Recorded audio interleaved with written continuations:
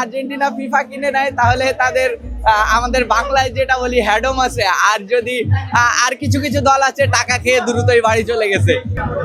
অবশ্যই অবশ্যই আশা রাখি, আর যে খেলা ডে বাই ডে আরো ডেভেলপ হচ্ছে, ইনশাল্লাহ আমরা ইংল্যান্ডের সাথে ভালো একটা স্কোরে জিতবো এবং আমাদের ফাইনালে যে প্রতিপক্ষই আসুক না কেন আমরা তাদেরকে শক্ত হাতে দমন করব।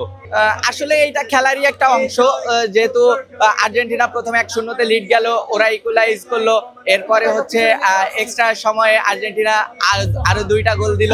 এটা বলতে পারেন যে এই 30 মিনিটে 2টা গোল দিয়ে দর্শকদের আরো একটু বিনোদন দিল, আরো একটু উচ্ছ্বাসিত করলো।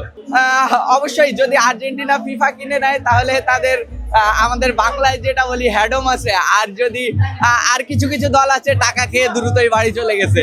এটা আর্জেন্টিনার পাওয়ার যে আর্জেন্টিনা ফিফা কিনে নিছে।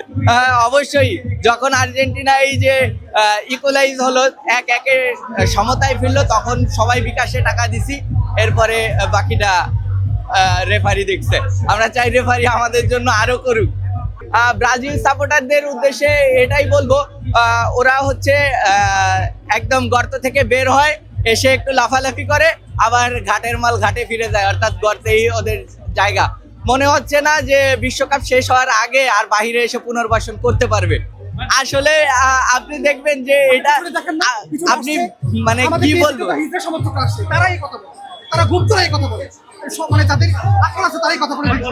ওই যে পিছনের দিকে দেখেন তারা হিজড়া, যারা এই কথাটা বলে আসলে তারা মেরুদণ্ডহীন কেচোর মতো প্রাণী। দেখবেন তাদের এই আর্জেন্টিনা কিনে নিছে, এইটা কিনে নিছে, আসলে একটা বিলাপ মারে। এটা লজ্জা, এটা লজ্জা, মানে এটা প্রকাশ করার মতো না। কলঙ্ক কি দিয়ে থাকবো, এখন তো কোনো কিছু বলার নাই তো, তাদের কলঙ্ক কি দিয়ে থাকবে।